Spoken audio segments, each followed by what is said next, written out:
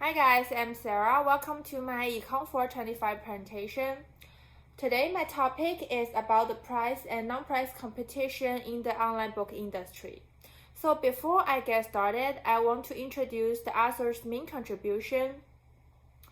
So he explained there is a price dispersion for those online stores, resulting from product differentiation.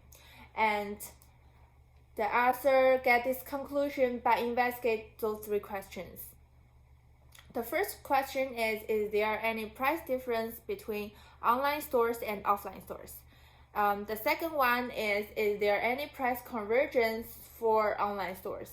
So that means, will these online stores charge same price or they will charge different prices?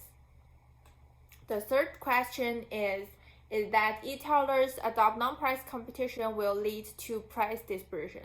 So basically, non-price competition means that those firms won't compete in price. Instead, they will focus on price. They will focus on product features and web designs. So, for example, the set of book Game of Thrones is charged $69 on the Amazon for the leather bound. But on another website, it's charged about $2,100 for the limited edition. So based on this example, we can say those firms will differentiate themselves by charge different price, and there will be price dispersion for online stores. So after I go through the author's main contribution, I will introduce the literature review. So for those players, there are 13 online stores and 2 physical stores. And the author collects 107 random sampled books from online and offline stores. And he also lists 2 predictions about the book pricing trend with the emergence of cost-effective availability of price information. Now I will introduce those 2 predictions listed by the author. So the first prediction says those online retailers can only charge the same price because of the intense price competition. So there will be no remaining profit for them. For the second assumption, it states internet sellers will avoid intense price competition by differentiating themselves. So that means they will charge different price for products, and there will be remaining profit for them. Let's talk about each assumption in details. For the first one, we can apply Bertrand model because of its restrictive assumption. The first assumption is we assume those books are all identical goods. And the second one is consumers are perfectly informative because of the internet emergence, or they can use those online search engines to compare prices. The third assumption is they can only charge the price is equal to marginal cost.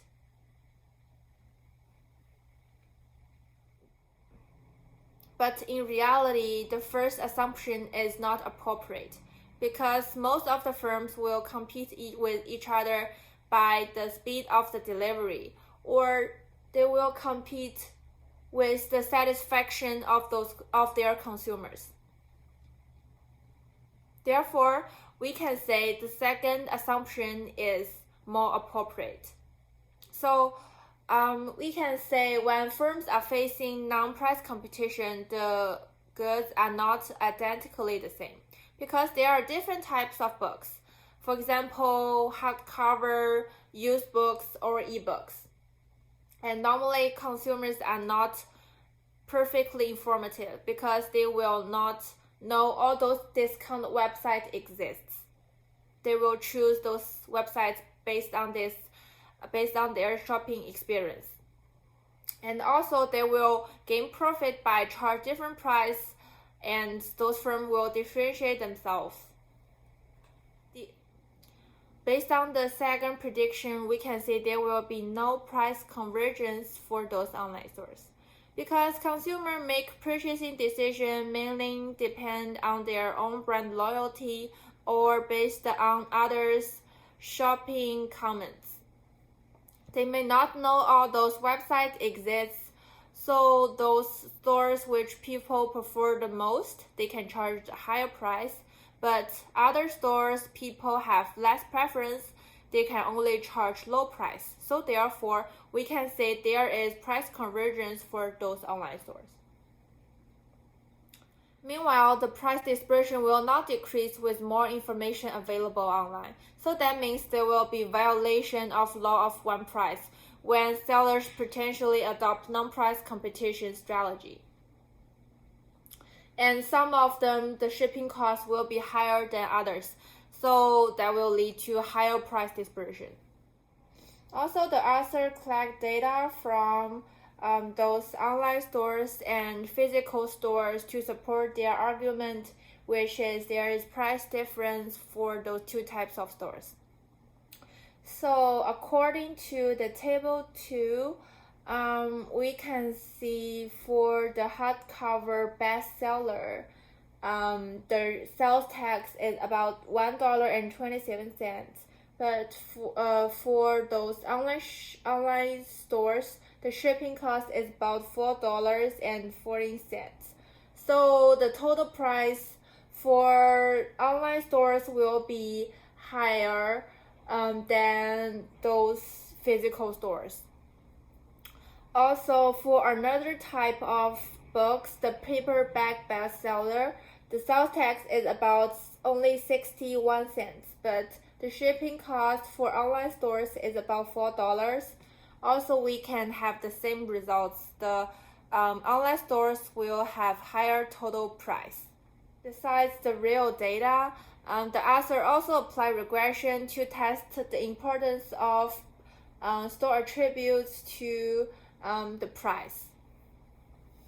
So most of them shows they have positive relationship with price, and most of them are significant related to the price, but it only has little explanatory power to the price. The author used data to support there is no price convergence for those online stores. According to the table 4, we can say not other stores will charge the same price, especially for the same type of hardcover bestsellers. The price difference for the maximum unit price minus the minimum unit price is about $13. Also, many online stores hold about 50% off discount on popular blogs to attract those consumers. Therefore, some of the lower price stores can only charge price is close to the cost, but those most popular stores will charge price is higher than cost. So we can say there will be no price convergence for those online stores. Finally, the author finds out those differentiation strategy will lead to online dispersion for those stores.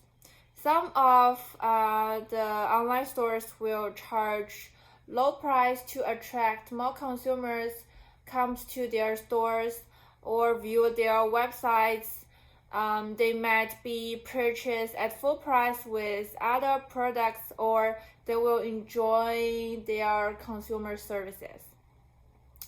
Or other sellers might adopt low unit price strategies and high shipping cost. They will assume consumers willing to pay a higher shipping cost in order to get a lower unit price. Therefore, we can say the price dispersion should be related to as the outcome when firms engage in non-price competition strategies. So in conclusion, I will say the second assumption is more appropriate in the reality, and there will be price difference for those online store and offline stores because of the shipping cost is higher than sales tax.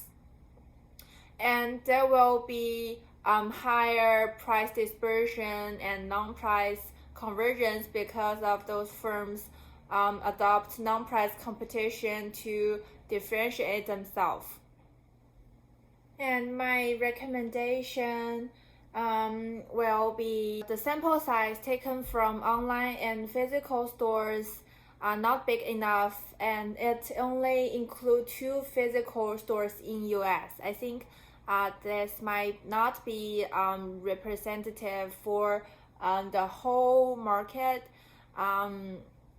Therefore, I will suggest that the author could take random sample from different countries rather than only gather sample in one specific country. Also, the author should collect those costs related to those both type of stores.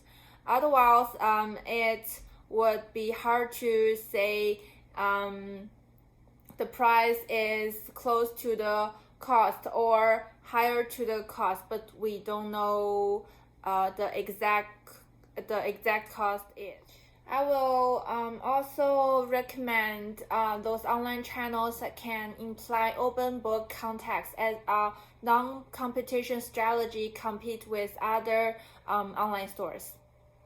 In order to overcome the uncertainty quality of those products when consumer purchasing online, the implementation of the sample context will boost the clicks on its own website as well as reduce consumers' motivation to visit other sites. With more product information displayed online, consumers have a chance to read some of the context before they making purchasing decisions. This is all for today, and I hope you guys can learn something from this video. So thank you and bye.